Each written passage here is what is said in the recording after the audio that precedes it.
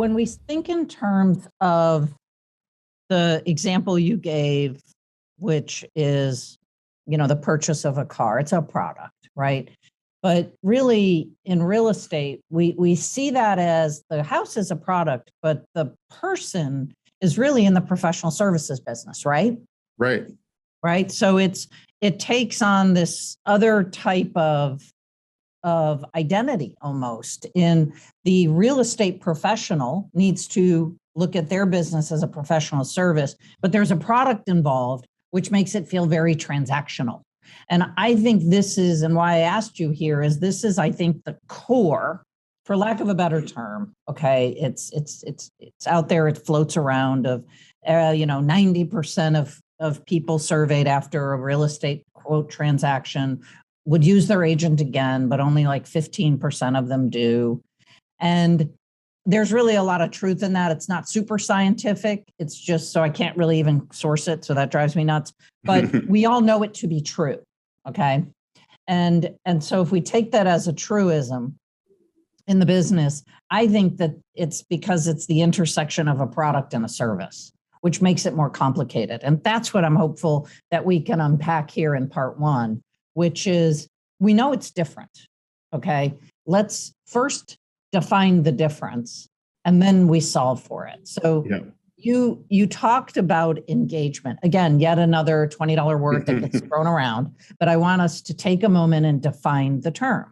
When you, as the expert in this, define customer or client engagement, what do you mean? Yeah. And it's a thing I think everybody needs to think about in terms of their own business, particularly as an entrepreneur. It really comes down, I'm building interaction, I'm building commitment, I'm building customer connection around something. That something is what we call engagement. But I think the first question is, what am I building it around? What is that thing? And I think it's a really good observation that particularly in your industry, you're selling a product, I suppose, you're selling your professional services, but are you possibly even selling more than that? So like my partner used to be a mortgage officer. And when people would say, well, what do you do for a living? He'd say, oh, I do mortgages. And I kept telling him, like, don't say that.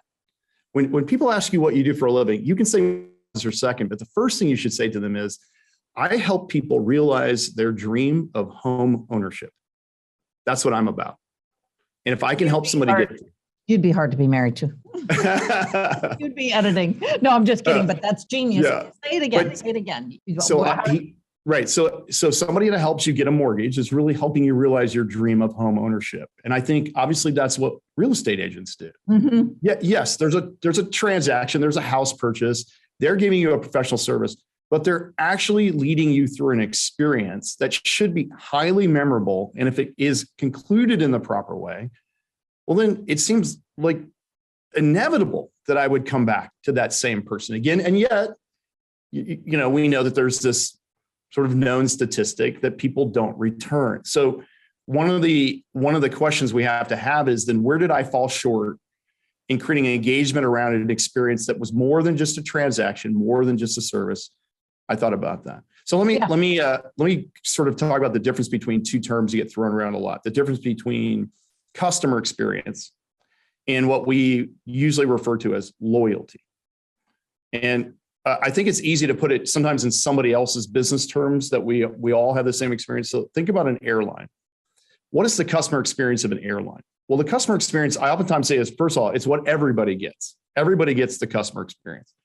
And the customer experience is generally what is happening right now. So I go to the airport, the flight leaves from the gate it's supposed to, it leaves on time, my seatbelt works, they give me a drink, at least pre-pandemic, they gave me a drink. And then it lands on time.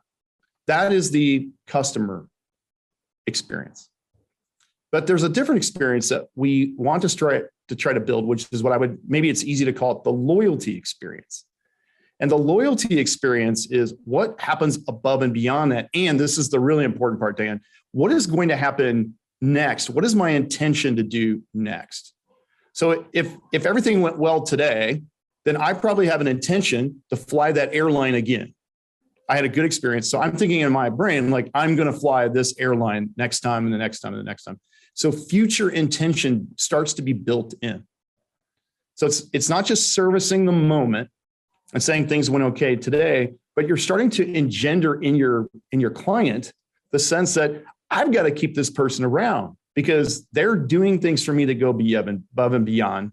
And I'm always thinking when I need this person next, or when I know somebody else who needs the same services, I'm already thinking ahead to that point where I'm going to bring this name up. I'm going to bring you into the discussion. You don't get that when all you're giving is just a great customer experience of the moment, because we expect that of everybody else. It's what are you doing above and beyond that really is engendering that future thinking.